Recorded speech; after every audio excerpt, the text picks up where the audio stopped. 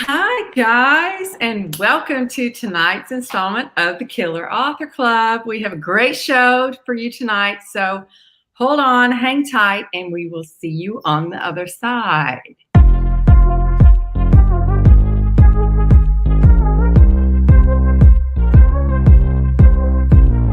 Thought you really loved me, guess I was wrong. Thought you'd never leave me, guess I was dumb. Waited like forever to be your plus one, but I guess you were done. Hi, guys. Killer Kimberly here. We have Killer Kara in the house, Killer Heather in the house. I don't know if I'm pointing to the right spot on the screen, but that's where they are on mine. We are so excited to be here tonight to welcome Killer Megan. We will have her intro in just 1 second.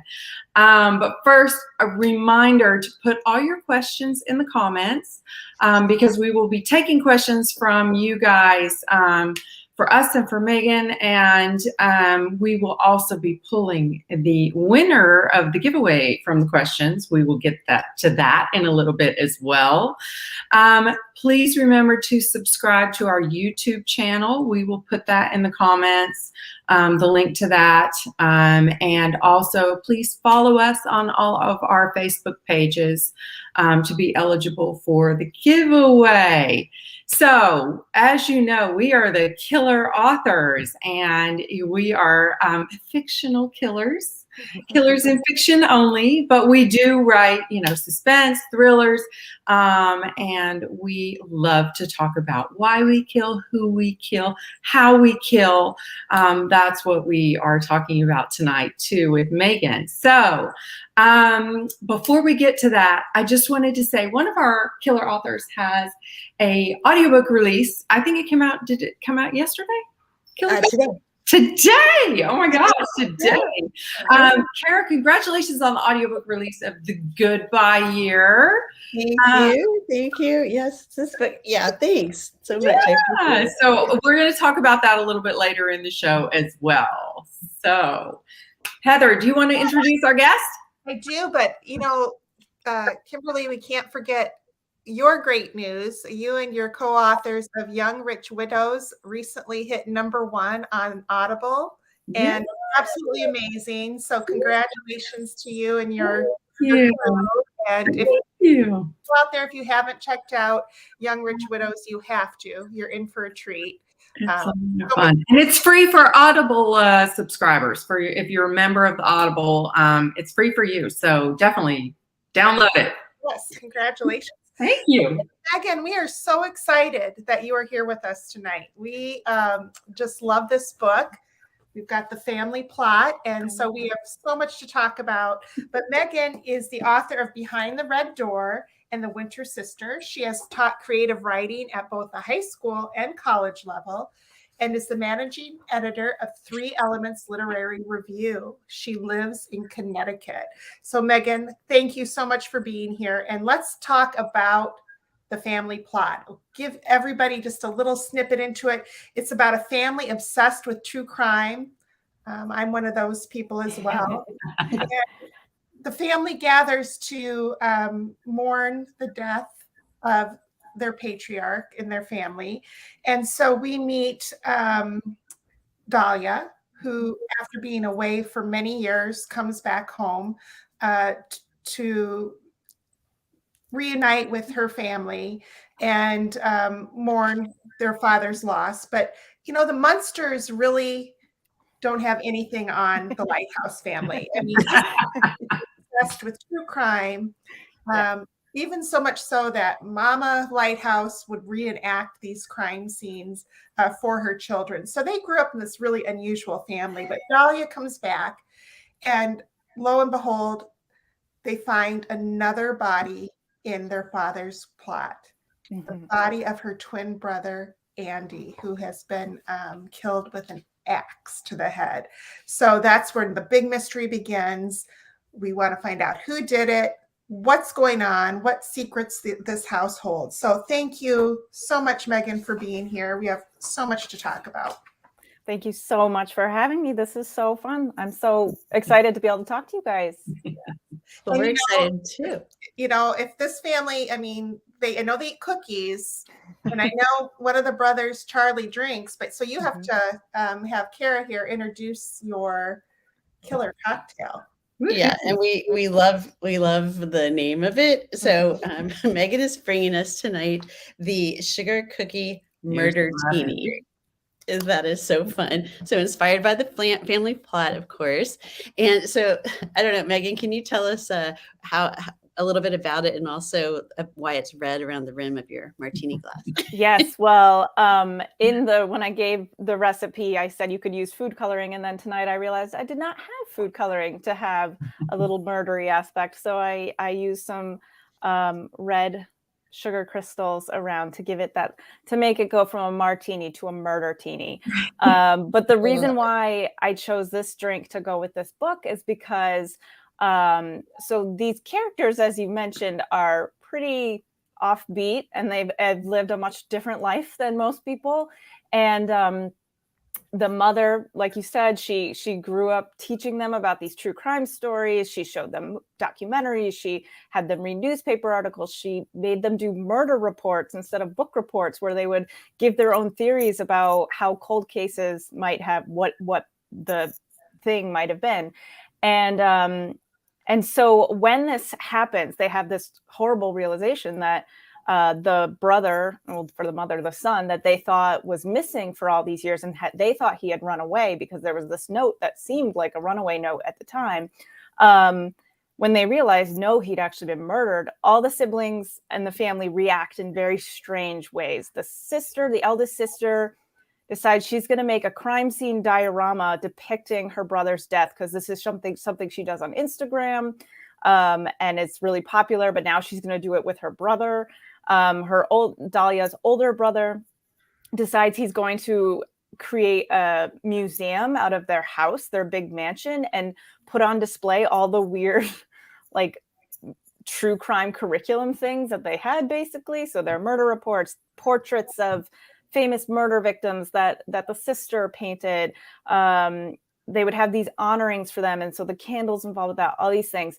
And then the mother, her reaction is kind of, because she did raise them in such a strange and really dark way. Now she's seeing this darkness manifest in her own backyard, and she's thinking, like, did I go completely wrong in the way I raised them? Which, yeah.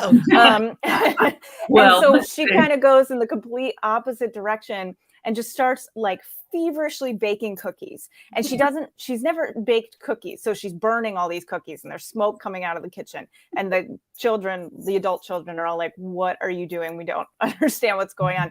But she just has it in her head that she has to bake them cookies. So, and one of the cookies she makes in the book is a sugar cookie. So that's why I have the sugar cookie murder teeny, since murder is also such a big part of the Lighthouse's lives. Right. And cheers to that happiness, really. Cheers. But delicious. I know. And clever and scary and great drink, I'm sure. I love it. Oh, okay, so in every episode, we have a killer question, and this week's is, do you plot your kills? We talk a lot in the writing world about whether you're a plotter, which means you have an outline that you kind of work through as you're writing, or if you just sit down like these two do and just start writing and see where the story takes you. So which one are you? I absolutely 100% plot my kills, and every weird, crazy, dark thing that happens in my books. I think I would feel really paralyzed if I just sat down at the page and didn't know where I was going.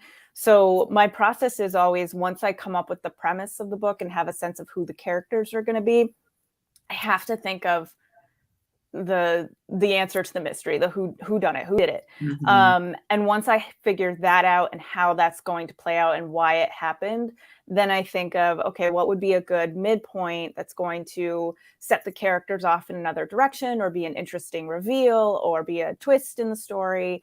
And then once I have those three parts, then I go in and kind of plot it as, okay, well, what needs to happen between the premise and the midpoint to get to that, and then where do we go from the midpoint so that we can reveal, and peppering in all clues and leads and red herrings and all of that. So I usually have Mhm. very detailed outlines upon outlines, the major outline, and then I have an outline of each chapter before I do it, and it's a lot of plotting. It is a lot of plotting. Do you ever kill somebody in your outline and then actually don't kill them when you're writing? I don't think that's happened to me, but there's definitely been characters that weren't supposed to be such a big part in the book that then come into play a lot more, just because I enjoy writing them, or they bring something to the actual texture of the book that I didn't realize when I was just plotting it. Because that's the thing. When I'm plotting it like that, I'm not necessarily getting to know the characters. That really comes when I start drafting, and that's where a lot of the discovery for me is. Like before that, they're just very like vague ideas of who they are and what they have to do and what their general arc in the story is going to be. So sometimes I end up falling in love with characters and wanting them to be on the page more once I've written them. But I haven't yet killed someone I didn't intend to, or Mm. stopped killing someone I did intend to. So you do plot your kills. I For do. sure.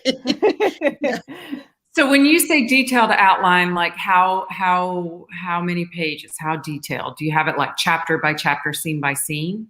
Yeah, well, first I will do just a kind of just straight down the page bullet points of everything that's going to happen in the story. That would be like a scene and a thing that's going to take us to the next direction. And then once I'm actually drafting, I will pull from that and be like, okay, now I'm going to do an outline for chapter 1, and I'll figure out which of those things go into chapter 1, and of those things, like, how do I expand this? What's really, where are they going to be physically?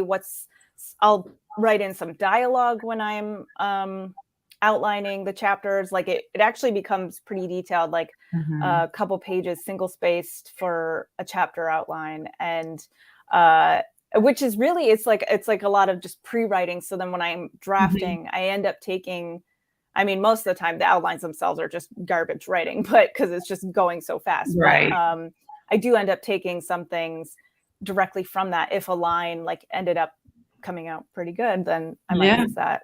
Well, you are my people. This is how I plot and how I write too. It totally makes sense to me. But then we have two other killers in the house who are like, what? I need a crash course on it, because I run into a lot of trouble with just winging it when I get into the weeds with it. But we do have a question. Judy wants to know, do you have a say with the cover? Because this is an amazing cover. Because Tate's dioramas. Yeah. I do have a say. They asked me ahead of time like what my ideas for it was, and I was like, I want there to be dirt and a cemetery, and like maybe we have a weird hand doing something. And my editor was like, okay, cool it. That sounds like a horror novel.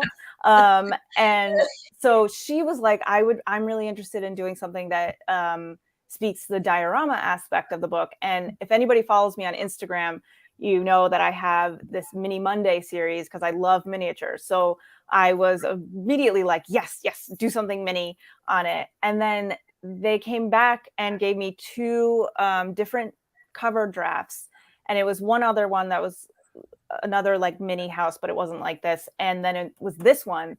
And usually we go back and forth. I'm like, oh, maybe this could be tweaked, maybe that could be tweaked. But it was so perfect right from that first draft that I was like, yep, just print it. Like that's the thing. Yeah. It just speaks to the book so well. Like the jar above the little house kind of shows the family's isolation because they're very isolated and secluded. And then there's the window where You see someone standing there, and it's sort of like we're looking in, and there's this whole thing in the book about people, one person in particular watching them, but other people always having their eyes on them and sort of gossiping about them.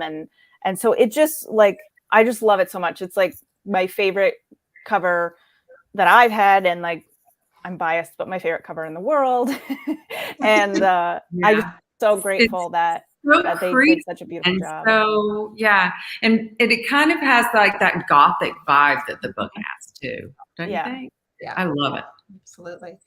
So we have a Facebook user who is wondering how you decide the characters' names, which the story kind of explains a little bit how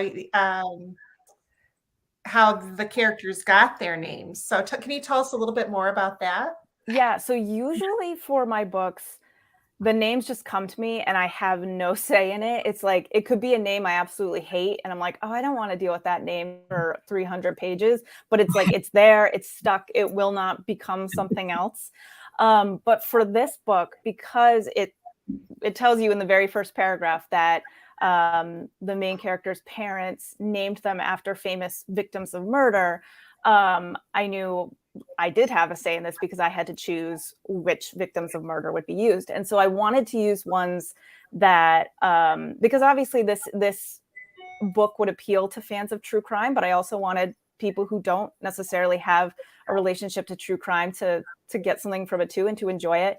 So I wanted to pick names from various true crime stories that you've probably heard of, even if you're not someone who's really into true crime. So Dahlia is named after the Black Dahlia, which is a very famous case. And her brother Charlie is named after the Lindbergh baby.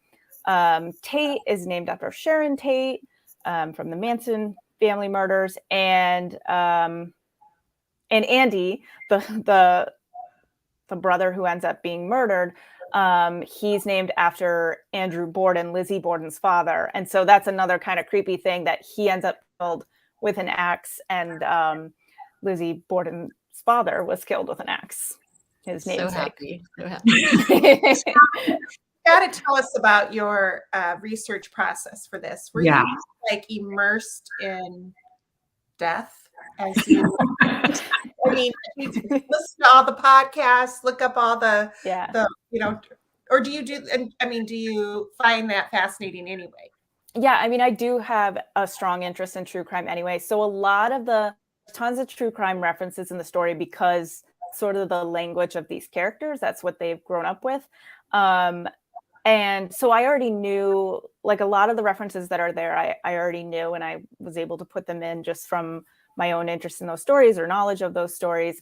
But then there would be times where I needed a specific thing, like, oh, I need to reference a serial killer who kept trophies of their victim. So then I'd look up like serial killer trophies, go down a rabbit hole for a while, pick the one that I thought would be good in the story. So my search history got really dodgy for a while, and as I'm sure it does for all thriller authors. But yeah, so it was more kind of, I didn't do a lot of front loading on research because I kind of had that already, or I felt I had enough of it. So it was just kind of as I went along, if I needed a name that I might not have known. This is a fun question, I think. Did you have to step away from writing this book at times? You really brought the creepiness out. Hi, Anissa and Dawn. I met both Anissa and Dawn this past week. So just thanks for being here. Well, it's a great question because it is so dark. But I was saying to you guys before we started that I was writing this during the start of the pandemic. And so it seems like this would be torture because everything was so dark in March, April, May of 2020. And this is so dark too. But it was really like it was an escape in a weird way to go into this different kind of darkness that I was creating that was so different from the darkness that was happening in the real world. So there was something that, like, I didn't really feel that I needed to step away from it. I mean, there are a lot of really emotional scenes in this book. And I feel like those impact me more than like the death and the murder. I mean, that's terrible. Like, death and murder impacts me too. But the really emotional scenes between the characters and the trauma they're unearthing and all of that, that was where I would kind of sit there and be like, okay, this is a lot. But luckily, I have what I think is the cutest dog in the world. So whenever I'm feeling like it's getting a little much, I just go find her in the house, and I'm like, okay, let me hug you. Doggy snuggle. Yeah. But, you know, we've talked about that on other episodes and between the three of us and with other guests too, about how like those first few months of the pandemic, our books all got really dark, like weird stuff started happening that we weren't quite used to. And I think that's a common refrain, that it was, you know, on the one hand, it was really dark, but it was also a little bit of a relief because it was so different than it was kind of a distraction and a welcome distraction from everything that was going on in the world, right? Yeah, sure. I hid up in my office away from, because all my kids came home, and it's like chaos downstairs of washing groceries or whatever we were doing, wiping down handles. And I'm like, I'll just be upstairs in my office. Just be murdering someone upstairs.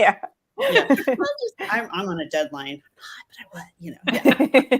And your book had the perfect setting, I think, for I know for me who loves thrillers, but like this was the house I wanted to grow up in. Really? Well, yeah. I think my mom and dad are watching, and my sister, so hi. But I loved our house for that mom and dad. But like secret passages, yeah. I mean, secret compartments under floors, and I'm all about that. So that I just love that about the book. Thanks. Yeah, I mean, I was all about putting as much that I loved into this book as possible when I was writing it. So like the true crime, the miniatures, which I love. So the dioramas, a creepy mansion. I always love like a mansion that has, well, I love the thought of a mansion that has secret places and all of that. So I was just pulling it all in, and I'm like, I hope this all ends up working together, because it's just like a big stew of things I'm interested in. So great. So great. So I think, everybody's going to be just scrambling for this book now if they haven't already. But now it's time for our killer giveaway, because Megan has been kind enough to offer one signed copy to one lucky winner. And in order to win the copy, you have to answer this killer question. And so if you were listening, we want to know from what state does Megan call home? And so please just drop that in the comments, and we'll leave the giveaway open for about 24 hours. So people who aren't with us this evening can go back and watch and find the answer to that. So please let us know, what state does Megan call home? And you guys follow all of us on social media so you can win, because we check. We have to check. We're supposed to follow us. Follow us. Facebook, Instagram, whatever, or the YouTube. We're stuck at 47 subscribers on YouTube, so you could be number 48 and make us really happy. So easy to do. So easy to do. So easy. So Kara, we have we try to focus on a bookseller every week. So Kara's going to talk a little bit about that.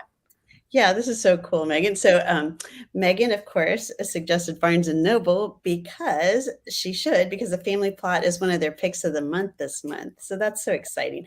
And what they said, Barnes & Noble said, for true crime fans who prefer to read about it in fiction form, which I thought was so cool too. So that's so great. It's so exciting to see them support a book like that. So congratulations. Yes. And thank you. And with that, if you get it at Barnes & Noble, you can get their monthly picks, buy one, get one, 50% off. So I know, Heather, you were a previous monthly pick too. It's a really great deal. They always have great choices. So I really like head in there before the 30th, because that'll be the last day that my book is part of that deal. But it's been really exciting. Just everybody, all the posts from Barnes and Nobles, and I'm like, who I am. I had that one too. It was so fun. I loved it. Just like drive around all the Barnes and Nobles and say thank you so much. Well, we'll make sure to drop the link in the comments. And Kara, tell us about the goodbye year, because we want to hear more about that. And the audio is out today. Yes, it's not as murderous as Megan's, but it really was like I think that my first book that started getting a little murdery. And so the Goodbye Year, the premise is it's a mom and her son, her last son to go away to college, and so it's their senior year or his senior year. She calls it their senior year, and then there's a lot of other. It's like 5 families in it, and the start of empty nesting for some couples is great. Other couples, it can lead to a lot of trouble. So that's kind of where the premise was. And I was also just distraught because Dylan was going to graduate and I was empty nesting and stuck with Harley. No, I'm kidding. It's been fine. Everything's fine. And so anyway, so thank you. So it does have a little murdery stuff in it, and it was my first, I guess, sort of getting into that domestic suspense. It was the book right before Best Day Ever. So I'm really excited that it has an audiobook finally. So anyway, so thank you for letting me talk about it. So there you go. We'll make sure to drop that link in the comments as well, right? Thank you. Awesome. Okay, so Megan, every guest who comes on to our show gets a little badge. Here it comes. Boom. Oh, it's a big badge today. Sometimes it's big. Bye. It's like an obliterating badge now. Wait, which way? I Make sure to send you a copy so you can print it out and stick it on your forehead or put it on a t-shirt, whatever you would like to do with it. But it'll be my writing badge. I love it. Thank you so much for being here. And we're so happy you survived the Killer Author Club. Thank you so much for having me. This was a lot of fun. Yes. Yeah. So you guys, One family flat shout out. That's right. So we'll be back again on May 10th at 9 p.m. Eastern, 8 Central, 6 Pacific for our next Killer Author Club. And our next victim's hot debut was the Library Journal's best debut novel of spring and summer of 2021. And it's a gripping debut thriller about 2 young mothers, one shocking murder, and a court case that puts them both on trial. So we're looking forward to that on May the 10th. Thank you again, Megan, for being here tonight. And a reminder, everybody, run out, pick up the family spot, and you won't be disappointed. It's a thrill ride, so good. And be sure to follow Megan and all of us, all the killers, on social media. We really appreciate it, and we hope to see you next time. Don't forget to answer the killer question as well, the giveaway question. Thanks, everybody. Have a good night, everybody.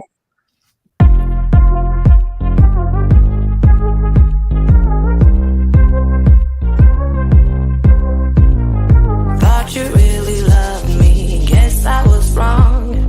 Thought you'd never leave me, guess I was dumb. Waited like forever to be your +1, but I was singing.